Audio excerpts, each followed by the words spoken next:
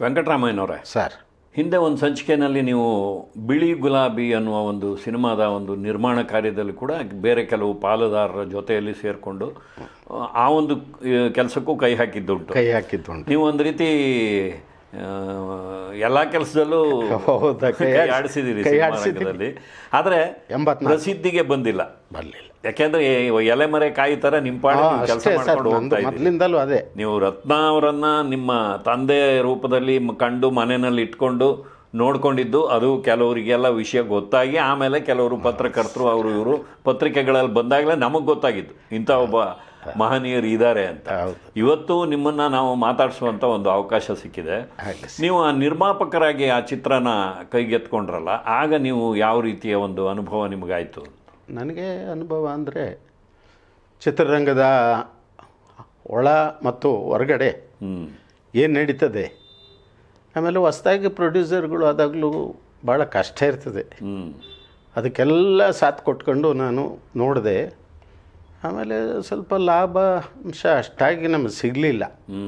ಯಾಕೆಂದರೆ ಅದು ವೆಚ್ಚನೇ ಬೇರೆ, ಅದರ ಆದಾಯನೇ ಬೇರೆ. ಬಟ್ ಚೆನ್ನಾಗಿತ್ತು ಚಿತ್ರ.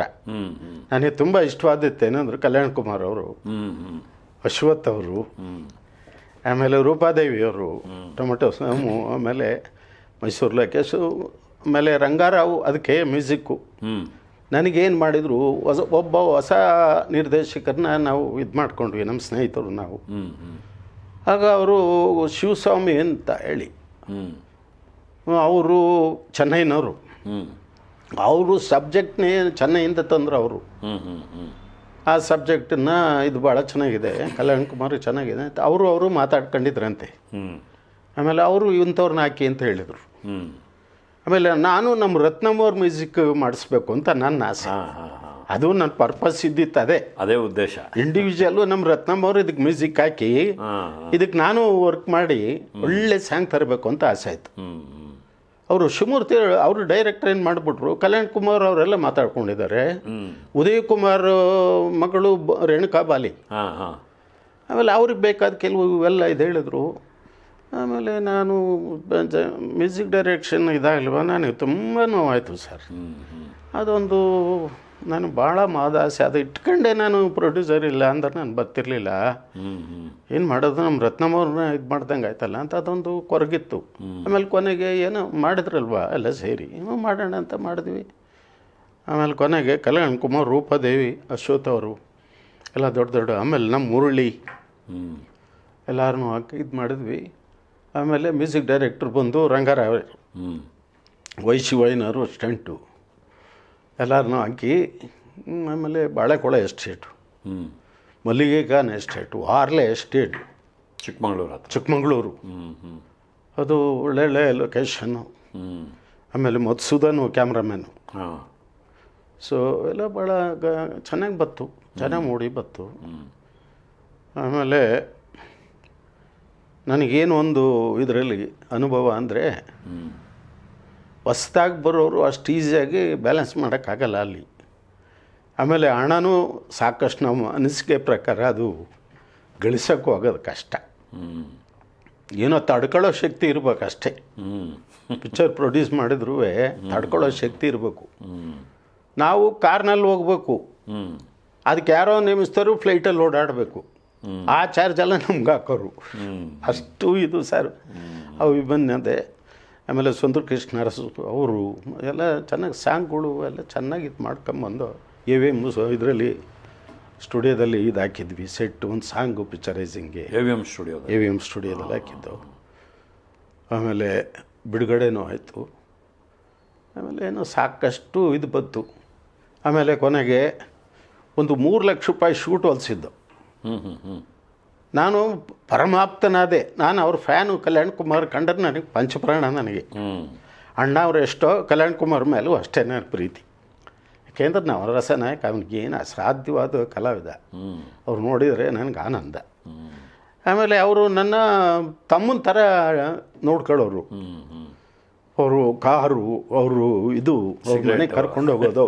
ನೋಡಿ, ನಾನು ಅಡ್ವೈಸ್ ಮಾಡಿದೆ ಯಾವಾಗ, ಅಣ್ಣ ನಾನು ಈಗ ಕೇಳ್ತೀನಿ ಅಂತ ತಪ್ಪು ತಿಳ್ಕೊಬೇಡಿ, ನಮ್ಮ ಅಭ್ಯಾಸಗಳು ತುಂಬ ನಿಮಗೆ ನಾನು ಹೇಳೋಕ್ಕೆ ಇಷ್ಟಪಡಲ್ಲ, ಆದರೂ ದಯಮಾಡಿ ಒಂದು ಪ್ಯಾಕೆಟ್ 555 ಅಂತ ಅವ್ರು ಕೆಳಗೆ ಬೆಳಗ್ಗೆ ಒಂದು ಇದು ಸೆಟ್ಟಿಗೆ ಬಂದ ತಕ್ಷಣ ಒಂದು ಗ್ಲಾಸ್ ಜ್ಯೂಸು, ಒಂದು 20 ಸಿಗರೇಟ್ ಸೇದ್ಬಿಡೋರು ಸಾಯಂಕಾಲದ ಹೊತ್ತಿಗೆ.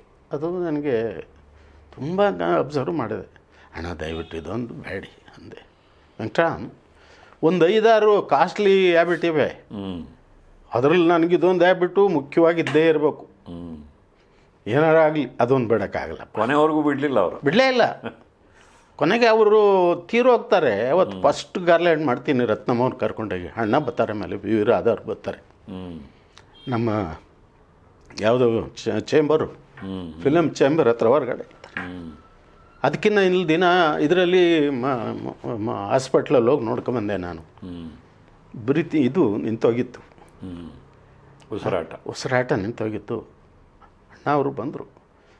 ಆಮೇಲೆ ನಮ್ಮ ಬ್ರದರ್ ಅನ್ನೋರು ನನಗೊಂದು ಮಾತು, ವೆಂಕಟರಾಮ್ ಒಂದು ಇದು ಕೇಳ್ತೀನಪ್ಪ, ದಯವಿಟ್ಟು ನನಗದೊಂದು ಮಾಡಿಕೊಡ್ತೀಯಪ್ಪ ಅಂತಂದರು. ಏನಣ್ಣ ಅಂದೆ. ನಾನು ಶೂಟ್ ಪ್ರಿಯ, ನನಗೆ ಒಳ್ಳೆ ಕಾಸ್ಟ್ಯೂಮ್ ಹೊಲಿಸಿದ್ದಿ, ನನಗೆಲ್ಲ ಕೊಟ್ಬಿಡಮ್ಮ. ಅಯ್ಯೋ ಅದಕ್ಕಿಂತ ದೊಡ್ಡದು ಯಾವುದು ಅಣ್ಣ, ಎಲ್ಲ ತಂದು ಕೊಡ್ತೀನಿ. ಫ್ಲೈಟಲ್ಲಿ ತಗೊಂಡೋಗಿ ಎಲ್ಲ ಅವ್ರ ಮನೆಗೆ ಕೊಟ್ಟೆ. ಅವರ ಶ್ರೀಮತಿಯವರು ರೇವತಿ ಅಕ್ಕ ಅವರು ಭಾಳ ಪ್ರೀತಿಯಿಂದ ಮಾತಾಡ್ಸೋರು. ನನ್ನ ಕಂಡ್ರೆ ನನಗೆ ಸಂತೋಷವಾಗಿ ಮಾತಾಡಿ ಇದು ಮಾಡಿದರು. ಕಲ್ಯಾಣ್ ಕುಮಾರ್ ಅವರು ಅದೊಂದು ಚಿತ್ರ ನನಗೆ ಪ್ರೊಡ್ಯೂಸರ್ ಮಾಡಿ, ಅದೇ ಫಸ್ಟ್ ಆ್ಯಂಡ್ ಲಾಸ್ಟು. ಇನ್ಯಾವ ಚಿತ್ರನೂ ಮಾಡೋಕ್ಕೆ ಹೋಗಲಿಲ್ಲ ಸರ್. ಅದೇ ನನ್ನ ಅನಿಸಿಕೆ. ಯಾಕೆಂದರೆ ನನಗೆ ಒಂದು 4 ನಿಮಿಷದ್ದು ಒಂದು ಸಾಂಗು ಮೂಗೂರು ಸುಂದಮ್ಮ ಡ್ಯಾನ್ಸ್ ಡೈರೆಕ್ಟ್ರು ಕಂಠೀರವದಲ್ಲಿ ಸೆಟ್ ಹಾಕಿದ್ವಿ. ನಾನು ಅವ್ರ ಆ ಶೂಟಿಂಗಲ್ಲಿ ಅವ್ರ ಮನೆಗೆಲ್ಲ ಹೋಗ್ತಿದ್ದೆ. ಈ ಪ್ರಭುದೇವ್ ಎಲ್ಲ ಸಣ್ಣ ಮಕ್ಕಳು, ತೀಟೆ ಹುಡುಗರು, ವಿತೌಟ್ ಎನಿ ಇದು ಸ್ನಾನ ಮಾಡ್ಕೊಂಡು 3 ಜನನೂ ಕುಣಿಯೋರು. ಅವರು ನಮ್ಮ ಮೂಗೂರು ಅಂತ ಗೊತ್ತು ನನಗೆ, ಮೂಗೂರು ಸುಂದರಮ್ಮ ಅವರು, ಟಿನ್ನರ್ ಸುಪ್ರದೇತ ಮೂಗೂರು ಅವರು. ಅವ್ರು ಹೇಳೋರು, ಏನು ರಕ ಇದು. ಅಯ್ಯೋ ನಮ್ಮ ಮಾತು ಕೇಳೋದೇ ಅಲ್ಲ ಅಣ್ಣ, ಏನಾಗ್ತಾರೋ ಹುಡುಗರು ಅಂದರೆ ಅದ್ಭುತವಾಗಿ ಅಪ್ನಂಗೆ ಡೈರೆಕ್ಟರ್ ಮ್ಯೂಸಿಕ್ ಡ್ಯಾನ್ಸರ್ ಆಗ್ತಾರೆ ಬಿಡಿ ಅಂತ ನಾನು ಹೇಳಿದ್ದೆ. ಹಾಗೆ ಆದ್ರೆ ಅವರು.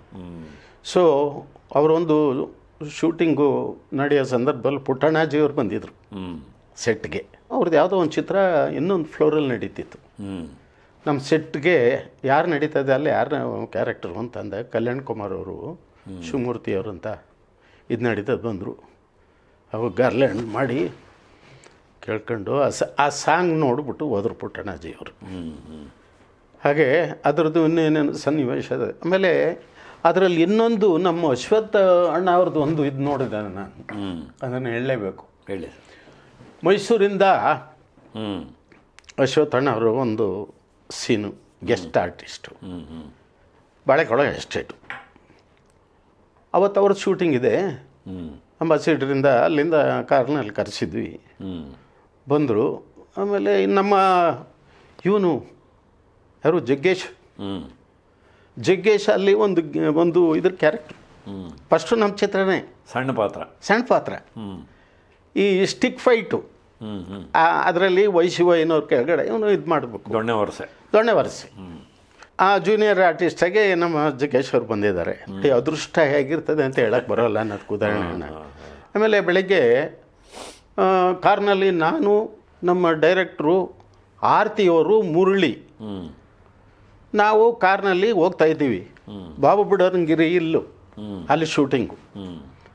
ಆಮೇಲೆ ಈ ನಮ್ಮ ಜಗ್ಗೇಶ್ ಅವ್ರಿಗೆ ಮೇಕಪ್ ಮಾಡಿಬಿಟ್ಟಿದ್ದಾರೆ.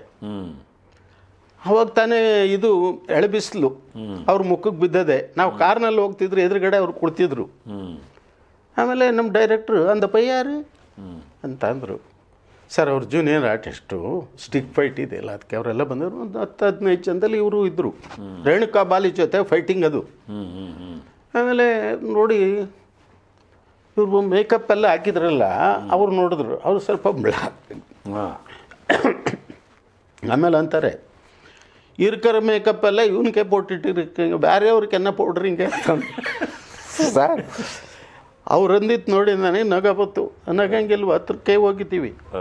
ಆಮೇಲೆ ಡೈರೆಕ್ಟ್ರು ನಾವು ಕಲ್ಯಾಣ್ ಕುಮಾರ್ ಎಲ್ಲ ಇಳಿದ್ವಿ ಕಾರಲ್ಲಿ. ಅವ್ನು ಬಂದು ಕೈ ನಮಸ್ಕಾರ ಮಾಡಿದ್ರು. ಆಮೇಲೆ ಜಗ್ಗೇಶು ನನಗೆ ಗೊತ್ತಿರೋದು ನಮ್ಮ ಹುಡುಗ ಈ ಕಡೆಯವನು ಅಂತ.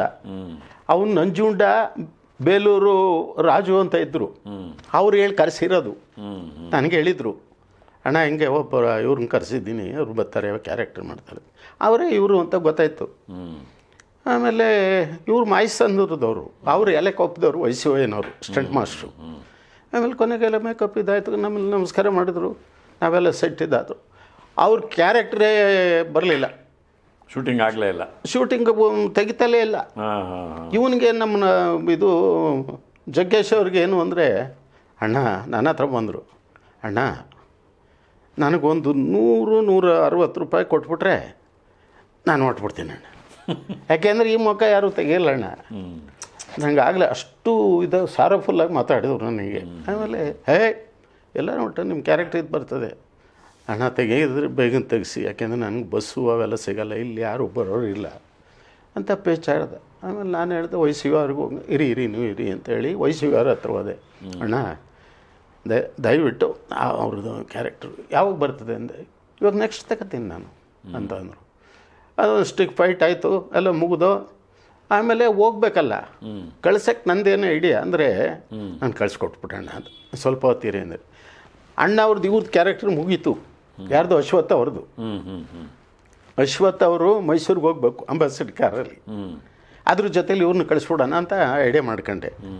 ಆಮೇಲೆ ಕೊನೆಗೆ ಅಶ್ವತ್ಥ ಅವ್ರಿಗೆ ಪೇಮೆಂಟ್ ಕೊಡಬೇಕು, ನಾನೇ ಕೊಡ್ತೀನಿ, ಅದರಲ್ಲಿ ನಾನೇ ಮ್ಯಾನೇಜರು, ಬೇರೆ ಯಾರನ್ನೋ ಇಟ್ಟರು ಅವ್ರ ಹೆಸರು ಹೇಳೋದು ಬೇಡ, ದುಡ್ಡುಗಳಿಗೆಲ್ಲ ಬೇರೆ ಬೇರೆ ರೂಪದಲ್ಲಿ ಇದು ಮಾಡಿಬಿಡೋರು. ಅಣ್ಣ ನೀನೇ ನೋಡ್ಕೋಬೇಕೆಲ್ಲ ಚಾರ್ಜ್ ಅಂತಂದರು. ಅವ್ರಿಗೆ ಅಣ್ಣನಿಗೆ 6,000 ರೂಪಾಯಿ ಪೇಮೆಂಟ್ ಕೊಡಬೇಕು. ಯಾರಿಗೆ? ಅಶ್ವತ್ಥ ಅವ್ರಿಗೆ. ಹೋಗಿ ಕೈ ಮುಗಿದೆ. ಅಣ್ಣ ಕೂತಿದ್ರು ಚೇರ್ ಮೇಲೆ, ಏನೋ ಪೇಪರು ಏನೋ ನೋಡ್ಕೊಂಡು ಕೂಳ್ತಿದ್ರು ಅವಾಗ. ಆಮೇಲೆ ಅಣ್ಣ ತಾವು ನನ್ನ ಕಳಿಸ್ಕೊಡಿ, PR ಏನೋ ಅಂದರು, ನನ್ನ ಪ್ರೊಡ್ಯೂಸರೋ ಏನೋ ಅಂದರು, ನಾನು ಕಳಿಸ್ಕೊಟ್ಬಿಟ್ರೆ ಬೇಗ ನೋಡ್ತೀನಿ ಅಂತಂದೆ. ನಂದು ಇನ್ನೇನು ಇದೆಯಾ? ಇಲ್ಲಣ್ಣ ಎಲ್ಲ ಆಯಿತು, ಪೇಮೆಂಟನ್ನು 6,000 ರೂಪಾಯಿ ಎಣಿಸಿ ಅವ್ರ ಕೈ ಅಣ್ಣ ತಗೊಳ್ಳೋಣ. ಆಮೇಲೆ ಅವರೊಂದು 2 ಸಾರಿ ಎಣಿಸಿದ್ರು. ಆಮೇಲೆ ಕಾರ್ನವ್ರಿಗೆ ಡ್ರೈವರ್ಗೆ ಹೇಳಿದೆ, ಆಮೇಲೆ ನಮ್ಮ ಈತನಿಗೂ ಹೇಳಿದೆ, ಯಾರಿಗೆ? ನಮ್ಮ ಜಗ್ಗೇಶನ್ಗೆ, ಕಾರ್ನಲ್ಲಿ ಹೊಟ್ಬಿಡಿ ಅಂತ. ಆಮೇಲೆ ಕೊನೆಗೆ ಅವರು 2 ಸಾರಿ ಎಣಿಸಿದ್ರು. 3ನೇ ಸಾರಿ ಸ್ವಲ್ಪ ಬನ್ನಿ ಅಂದರು. ಹತ್ರಕ್ಕೆ ಹೋದೆ, ಸ್ವಲ್ಪ ಎಣಿಸಿ, ಎಲ್ಲ ಕಮ್ಮಿ ಕೊಟ್ಬಿಟ್ಟಿದ್ದೆ ನಾನು ಬಟ್ಟು ನನಗೇನಾಯಿತು, ಅಣ್ಣ ಸರಿ ಇಲ್ವಾ, ಒಂದು ಸಾರಿ ಎಣಿಸಿ ಅಂದರು. ಎಣಿಸಿ ಎಲ್ಲ 100 ಆವಾಗ 500 ಇಲ್ಲ. ಒಂದು ಸಾರಿ ಎಣಿಸ್ತೆ, ಕರೆಕ್ಟಾಗಿದೆಯಾ ಅಣ್ಣ ಅಂದೆ. ಇಲ್ಲ ಇನ್ನೊಂದು ಸಾರಿ ಎಣಿಸಿ ಅಂದರು. ಇನ್ನೊಂದು ಸಾರಿ ಎಣಿಸ್ದೆ, 100 ರೂಪಾಯಿ ಎಕ್ಸ್ಟ್ರಾ ಇತ್ತು. ಅವ್ರು ಏನಂದ್ರು ಗೊತ್ತೇ, ಇಟ್ಕೊಳ್ಳಿ 100 ರೂಪಾಯಿ ಅಂದರು. ಆಮೇಲೆ ಇರಲಿ ಅವೆಲ್ಲ ಮಾಡಬಾರ್ದು. 100 ರೂಪಾಯಿ ಅನ್ನೋದು ಇಲ್ಲಿ ಎಷ್ಟು ಕೆಲಸಕ್ಕೆ ಬರುತ್ತೆ ಗೊತ್ತಾ? ಮಾಡಬೇಡಿ, ನಿಧಾನವಾಗಲಿ, ಒಬ್ರಿಗೆ ಹೆಚ್ಚಿಗೆ ಆಗಲಿ ಒಬ್ರಿಗೆ ಕಮ್ಮಿ ಆಗಲಿ ಅವೆಲ್ಲ ಮಾಡೋಕ್ಕೆ ಹೋಗ್ಬೇಡಿ, ಕರೆಕ್ಟಾಗಿ ಇದು ಮಾಡಿ, ತಪ್ಪಾಗಿ ತಿಳ್ಕೊಬೇಡಿ ಅಂತ ಕ್ಷಮೆ ಕೇಳಿ 100 ರೂಪಾಯಿ ರಿಟರ್ನ್ ಕೊಟ್ಟು ಕಾರ್ ಹತ್ತಿ ಹೋಗಿ ಬರಲಿ ಅಂದೆ. ಮೈಸೂರು ಸರಸ್ವತಿಪುರಮ್ಗೆ ನಾನು ಮೈಸೂರಿಗೆ ಹೋದಾಗೆಲ್ಲ ಅವ್ರ ಮನೆಗೆ ಹೋಗು, ನಾನು ಪೆಟ್ಟಾಗಿ ಹೋದ ಮೇಲೆ ಅವ್ರ ಕೊನೆಗೆ. ಆಮೇಲೆ ಅವ್ರ ಹಳ್ಳಿಯವ್ರು ಬಂದು ನನ್ನ ಇಲಾಖೆಯಲ್ಲಿ ಕೃಷ್ಣಮೂರ್ತಿ ಅಂತ ಅಸಿಸ್ಟೆಂಟ್ ಇಂಜಿನಿಯರು, ಅವ್ರ ಹಳ್ಳಿಯ. ಇದೆಲ್ಲ ಇದರಲ್ಲಿ ಎಲ್ಲ ನೋಡಿ 100 ರೂಪಾಯಿಗೆ ಇನ್ಯಾರನ್ನಾಗಿದ್ರೆ ಆ ಕಡೆ ನೆಟ್ಗೆ ಹೋಗಿರೋರು ಅವರು. ಅವ್ರಿಗೇನು ಅದು ಎಣಿಸ್ಬೇಕಲ್ಲಿ ನೋಡಿ, ದೊಡ್ಡ ಗುಣ, ಮಹಾನ್ ನಟರುಗಳು. ಅವ್ರು ತಗೋತಾ ಇರಲಿಲ್ಲ, ಅವರು ಯಾವುದೇ ಸಿನಿಮಾಗೆ ಅವರು ಆಟೋದಲ್ಲಿ ಬಂದರೆ, ಟಾಂಗಾದಲ್ಲಿ ಬಂದರೆ, ಅವತ್ತೆಲ್ಲ ರಿಕ್ಷಾದಲ್ಲಿ, ಇದರಲ್ಲಿ ಬಸ್ಸಲ್ಲಿ ಯಾವುದ್ರಲ್ಲಿ ಬಂದ್ರು ಲೆಕ್ಕ ಇಡ್ತಾ ಇದ್ರು. ಇಟ್ಬಿಟ್ಟು ನೋಡಪ್ಪ ನಂದು ಕನ್ವೆನ್ಸ್ ಇಷ್ಟ ಆಗಿದೆಯಪ್ಪ ಅಂತ. ಅವ್ರು ಏನಾದರೂ ಅದಕ್ಕಿಂತ ಸ್ವಲ್ಪ ಜಾಸ್ತಿ ಕೊಟ್ಟರೆ ಚಿಲ್ಲರೆ ಎಣಿಸ್ಬಿಟ್ಟು ವಾಪಸ್ ಕೊಡ್ತಾ ಇದ್ದಾರೆ. ಅಂಥ ಪುಣ್ಯಾತ್ಮ, ಅಂಥ ಮಹಾನುಭಾವರು ಸರ್ ಅವರೆಲ್ಲ. ನಾನು ಹೋದಾಗೆಲ್ಲ ನೋಡೋಕೆ ಹೋಗಿನಿ. ನನ್ನೇ ನೋಡೋಕೆ ಬಂದ, ನಾನು ಮೈಸೂರಲ್ಲಿದ್ದೆ, ನಾನು ಇಲಾಖೆಯಲ್ಲಿ ಇದ್ದಾಗ ಅವ್ರ ಮನೆಗೆ ಹೋಗಿ ಅಮ್ಮನ ಮಾತಾಡ್ಸ್ಕೊಂಡು, ಅವ್ರನ್ನ ಮಾತಾಡ್ಸ್ಕೊಂಡು ಒಂದಿಷ್ಟು ಹಣ್ಣು ಅದು ಇದು ತಗೊಂಡಾಗ ಕೊಟ್ಟು ಕೈ ಮುಗಿದುಬಿಟ್ಟು ಕಾಲಿನ ನಮಸ್ಕಾರ ಮಾಡಿ ಬರ್ರಿ. ಮಹಾನ್ ನಟರು ಅವರು. ಅಂದರೆ ಬರೀ ಪಾತ್ರಗಳಲ್ಲಿ ಅಷ್ಟೇ ಅಲ್ಲ, ಅವರು ಸಿಸ್ಟಮೆಟಿಕ್ ಆಗಿದ್ದು, ಜೀವನದಲ್ಲೂ ಸಿಸ್ಟಮೆಟಿಕ್ ಆಗಿದ್ದರು. ಮಗನ್ನೂ ನೀವು ಪಾತ್ರ ಮಾಡಿದರೆ, ಅಣ್ಣ ಶಂಕರ್ ಅವ್ರದ್ದು ಏನೋ ಮಾಡ್ತಾನೆ, ನಾನೇನು ಹೇಳಂಗಿಲ್ಲ ಕೇಳಂಗಿಲ್ಲ, ಎಷ್ಟು ಇದು ಮಾಡ್ಕೊಳ್ಳೋರು ಅಂತೀರಿ. ರಾಮಕೃಷ್ಣ ಲಂಚಮ್ಗೆ ಆನಂದರಾವ್ ಸರ್ಕಲ್ 3 ಹೋಟ್ಲಲ್ಲಿ ಉಳ್ಕೊಂಡವರು ಅವರು. ನಾನು ಹೋದ್ರೆ ಅವ್ರು ಬಂದವ್ರೆ ಅಂದರೆ ಅವ್ರ ಜೊತೆ ಹೋಗಿ ಮಾತಾಡಲೇಬೇಕು, ಅಷ್ಟು ನನಗೆ ಆಸೆ ಅವ್ರನ್ನ ಕಂಡ್ರೆ. ಎಷ್ಟು ಸರಳವಾದವರು ಸಹ. ಹೌದು. ತಲೆ ತುಂಬ ಸ್ವೆಟ್ರ್ ಹಾಕ್ಕೊಂಡು ಚಳಿ ಅಂತ ಹೇಳಿ ಮಫ್ಲರು ಒಂದೆರಡು ಐಟಮ್ ಏನೋ ಯಾವುದೋ ಒಂದು ತಿಂಡಿ ತಿಂದು ಒಂದು ಕಾಫಿ ಕುಡಿದ್ಬಿಟ್ಟು ಲಕ್ಷಣ ಇನ್ನೇನು ಸಮಾಚಾರ ವೆಂಕಟರಾಮಯ್ಯನವರೇ ಅಷ್ಟು ಪ್ರೀತಿಯಿಂದ ಮೈಸೂರಿಗೆ ಬಂದರೂ ಬರ್ತೀರಿ, ಇಲ್ಲಿ ಬಂದರೂ ಬರ್ತೀರಿ, ನನ್ನ ಮೇಲೆ ಏನಂತ ವಿಶೇಷತೆ ಕಂಡಿದೆ. ವಿಶೇಷತೆ ಅಲ್ಲ ಅಣ್ಣ, ಮಹಾನ್ ನಟರು, ಪ್ರೀತಿ, ಸಾಧಕರು, ಆ ಗೌರವ. ಕನ್ನಡದ ನೀವೆಲ್ಲ ದೊಡ್ಡ ಮೇರು ನಟರು, ನಿಮ್ಮಿಂದ ಈ ಕನ್ನಡ ಇವೆಲ್ಲ ಉಳಿದಿದೆ. ರಂಗಭೂಮಿ ಚಿತ್ರರಂಗಗಳೆಲ್ಲ ನಿಮ್ಮಂಥವ್ರು ಇರೋವರೆಗೆ ಇವೆಲ್ಲ ನಡೆಯೋದು. ನಾನು ಮಾತಾಡಿ ಭಾಳ ಇಷ್ಟ ಅವ್ರಿಗೆ. ಆ ರೀತಿ ನಮ್ಮ ಸಂಬಂಧಗಳು ಇವೆಲ್ಲ ಇನ್ನೂ ಅನೇಕ ಬೇರೆ ಬೇರೆ ಇದಿರಲ್ಲೇ ಇದೆ. ಅದರಿಂದ ನಾನು ನೋಡ್ಕೊಂಡು ಬೆಳ್ಕೊಂಬಂದೆ ಸರ್. ತಾವು ಕೇಳ್ತಾ ಇರೋದನ್ನು ನೋಡಿದ್ರೆ ನನಗೆ ತುಂಬ ಸಂತೋಷ ಆಯ್ತದೆ. ನನಗೆ ಹೇಳೋಕ್ಕೊಂದು ಅವಕಾಶ ಆಯಿತು. ಇದು ನನ್ನ ಮನಸ್ಸಲ್ಲಿ ಯಾವಾಗಲೂ ನಾನು ಮರ್ತೇ ಇಲ್ಲ ಅವ್ರನ್ನ. ನಾಗರಾವ್ ಬರ್ದಾಗ ಆ ಪ್ರಾಣ ಅವ್ರು ಮಾಡಿದ್ರು, ಜಹೀರಿಲ್ಲ ಇನ್ಸಾನ್, ಅವ್ರ ಕೈಲೂ ಆ ಪಾತ್ರ ಮಾಡೋಕ್ಕಾಗಿಲ್ಲ. ಹೌದು. ಆ ಚಾಯಮಾಯಿ ಮೇಷ್ಟ್ರು ಹಂಗೆ ಇದ್ರೋ ಇಲ್ಲೋ ಗೊತ್ತಿಲ್ಲ ಸರ್, ಬಟ್ ಇವ್ರು ಮಾತ್ರ ಚಾಯಮಾಯಿ ಮೇಷ್ಟ್ರು. ಆ ಸಂದರ್ಭದಲ್ಲಿ ನಾನು ತಾರಸ್ ಅವ್ರು ನೋಡೋ ಸೌಭಾಗ್ಯ. ಅವ್ರು ಬಾಮೈದ ಗುಂಡೂರಾವ್ ಅಂತ ಹೇಳಿ ನನ್ನ ಸಬ್ ಡಿವಿಷನಲ್ಲಿ ಅವ್ರು ಬಂದು ಇಂಜಿನಿಯರು. ನಾನು ಅವ್ರ ನಾವಲ್ ಅಂದ್ರೆ ನನಗಿಷ್ಟ. ಈ ಯಾವುದೋ ಮೃತಿ ಸಿಂಹಾಸನ ನಾನು ನಾಟಕ ತಗೊಂಡು ನಾನೇ ಡೈರೆಕ್ಟ್ ಮಾಡಿ ಪ್ರಧಾನಿ ಕ್ಯಾರೆಕ್ಟರ್ನ ನಾನೇ ಮಾಡಿಕೊಂಡು ಅವ್ರ ನಾವಲ್ ತಗೊಂಡಿದ್ದೆ ನಾನು. ಮೃತಿ ಸಿಂಹಾಸನ, ಕಂಬನಿ ಕೊಯ್ಲು, ತಿರುಗುಬಾಣ, ಅವೆಲ್ಲ ನನಗೆ ಭಾಳ ಇಷ್ಟವಾದವು. ಸೊ ಅವ್ರನ್ನೂ ಭೇಟಿ ಮಾಡೋವಂಥ ಸಂದರ್ಭ ಇದು ಬಂತು. ಅದರಿಂದ ಇಂಥ ಮಹನೀಯರೆಲ್ಲ ನಮಗೆ ಸಿಕ್ಕಿದ್ರು ಸರ್. ಈ ಇದಿದೆಯಲ್ಲ ರಂಗಭೂಮಿ ಚಲನಚಿತ್ರ, ಮಹಾನ್ ಅವಾಗ ಅಶ್ವಥ್ ಅವ್ರಿಗೆ ಅದು ಹೇಳಿ, ಪ್ರಾಣ ಅವರು ನಿಮ್ಮ ಮುಂದೆ ಏನೂ ಮಾಡೋಕ್ಕಾಗಿಲ್ಲ ಸರ್. ಆ ದೃಶ್ಯಗಳು ಈಗಲೂ ನನ್ನ ಕಣ್ಣು ಮುಂದೆ. ಪುಟ್ಟಣ್ಣಾಜಿ ಅವರು ಏನು ನಿರ್ದೇಶನ ಅವ್ರದ್ದು, ಏನು ಸಂಗೀತ. ಆ ಪುಟ್ಟಣ್ಣ ಅವ್ರದ್ದು ಹೇಳ್ಬೇಕಾದ್ರೆ ಅದೊಂದು ದಿನ ಹೇಳ್ತೀನಿ ಬೇಕಾದ್ರೆ ಅವರು ಮ್ಯೂಸಿಕ್ ಹೆಂಗೆ ಕಂಪೋಸ್ ಮಾಡಿಸ್ತಿದ್ರು ಅಂತ. ಉದಾಹರಣೆ, ನಮ್ಮ ರತ್ನಮ್ಮ ಅವ್ರ ಕೈಲಿ ಈ ಸಾಂಗ್ ಮಾಡಿಸಿದ್ರಲ್ಲ ಕಪ್ಪು ಬೆಳಪು, ವಾದ್ಯಗಳು ನಿಂತವೇ ಹಾಕಬೇಕು ಅಂತ ಹೇಳ್ತಿದ್ರು ಸರ್ ನಾನು ವುಡ್ಲ್ಯಾಂಡ್ಸಲ್ಲಿ. ಆಮೇಲೆ ಅದೇ ಪಕ್ಕದಲ್ಲಿ ಇನ್ನೊಂದು ಇದು ನಡೀತಾ ರಂಗಾರಾವ್ ಮಾಡ್ತಾವ್ರೆ, ಅವ್ರ ಜೊತೆ ನೋಡೋಣ ಅಂತ ನಾನು ಅಲ್ಲಿಗೆ ಹೋದರೆ ಅವ್ರಿಗೆ ಹೇಳ್ತಾರೆ, mister Rangarao, don't bring veena, next time you bring harmonium along with Brahmanandam ಅಂದರು. ಬ್ರಹ್ಮಾನಂದ ವೆರಿ ಗುಡ್ ಹಾರ್ಮೋನಿಸ್ಟ್ ಅವರು. ಅವ್ರನ್ನ ಕರ್ಕೊಂಡು ಹಾರ್ಮೋನಿ ತಗೊಂಬನ್ನಿ, ಡೋಂಟ್ ಬ್ರಿಂಗ್ ವೀಣಾ ಅಂದರು. ಆಗ ಇವ್ರಿಗೇನು ಇದೆಲ್ಲ ತಲೆ ದೇವರು ಹೆಂಗೆ ಕೊಟ್ಟವ್ರೆ. ಅವರಣ್ಣ ಅವನ ದೈತ್ಯ ಪಾ, ಅವರೆಂಥ ಸಾಹಿತಿಗಳು ಸರ್. ಪಿ ವಿ ಸರ್ ಹೇಳೋರು ಅವರು, ಏ ಶ್ರೀನಿವಾಸ, ನಾಭಿಯಿಂದ ಆಡೋ ಅಹಂ ಬ್ರಹ್ಮಾಸ್ಮಿ ಅಂತಾರೆ. ನಮ್ಮ ರತ್ನಮ್ಮ ಅವ್ರ ಸಾಂಗಿಗೆ ಇಂದಿನ ಇಂದು ದೇಶದ ಇವ್ರು ಹೇಳ್ತಾ ಇದ್ರೆ ಪಿ ವಿ ಶ್ರೀನಿವಾಸ್ ಅವ್ರಿಗೆ ಹೋಗಿ ಯಾರಾದರೂ ಹೇಳ್ಕೊಡಕ್ಕಾಗುತ್ತಾ ಸರ್? ಇವ್ರು ಹೇಳ್ತಾರೆ ನಾಭಿಯಿಂದ ಆಡ್ಬೇಕು ಕಣೋ, ಕರ್ನಾಟಿಕ್ ಅನ್ನೋರು ಸರ್. ಅದಕ್ಕೆ ಅವರೇ ಪಾತ್ರನೂ ಮಾಡ್ತಾರೆ. ಹೌದು. ಅವ್ರು ತಮ್ಮ ಎಂಥ ಪಿಕ್ಚರೈಸೇಷನ್ ಸರ್. ನನಗೆ ಆ ಸಾಂಗನ್ನು ಮೋದಿಯವ್ರಿಗೆ ಕಳಿಸ್ಬೇಕು ಅಂತ ಆಸೆ. ಗಾಡ್ ಪ್ರಾಮಿಸ್ ಈಗಲೂ ನನಗೆ ಅಷ್ಟು ವಿಷಯ ಇಟ್ಟಿದ್ದಾರೆ ಅದರಲ್ಲಿ. ಹೌದು. ಸ್ವಾಮಿ ವಿವೇಕಾನಂದರು, ನಮ್ಮ ಹಿಂದೂ ಧರ್ಮ, ನಮ್ಮ ಆಚಾರ ವಿಚಾರಗಳು ಏನು ಮೈ ತುಂಬ ರೋಮಾಂಚನ ಅವರಿಗೆ. ಆಮೇಲೆ ಅವ್ರ ಚಿತ್ರಗಳನ್ನು ನೋಡಿದಾಗ ಸರ್ ಅವಾಗಲೇ ನಾನು ಮನಸ್ಸೋತ್ಬಿಟ್ಟೆ ನಾನು. ಪುಟ್ಟಣ್ಣ ಅವರು ನೂಕಂಡ್ ಕಾರ್ನರು ಯಾವುದೋ ಅದು ನೋಡಿರೋದೇ ಇಲ್ಲ ನಮ್ಮ ಕರ್ನಾಟಕದಲ್ಲಿ ಇಂಥ ಸೀನ್ ಅದೇ ಅಂತ ಅಲ್ಲಿ ಹೋಗಿ ಚಿತ್ರೀಕರಿಸ್ಕೊಂಡು ಪಿಕ್ಚರೈಸ್ ಮಾಡ್ಕೊಂಬರೋರು. ನಾನು ಅವ್ರ ಚಿತ್ರದಿನ ಮೊದಲನೇ ದಿನ ನಾವು ದೇವಸ್ಥಾನಕ್ಕೆ ಹೋದಂಗೆ ಹೋಗ್ತಿದ್ದೆ, ವೈಟ್ ಬಟ್ಟೆ ಹಾಕೊಂಡು. ಅವರು ಹಂಗೆ ಬರೋರು ಪುಟ್ಟಣ್ಣ ಅವರು. ಪ್ರಭಾತಲ್ಲಿ ಒಂದು ಚಿತ್ರಕ್ಕೆ ನಾನು ಊರಿಗಿನ್ನ ಮೊದಲೇ ಹೋಗಿದ್ದೆ. ಯಾರಪ್ಪ ತಮ್ಮ ಅಂತಂದರು. ಅಣ್ಣ ಪಿಕ್ಚರಿಗೆ ಬಂದು ನಮಸ್ಕಾರ ಅಂದೆ. ಯಾವುದು ಗೊತ್ತಾ?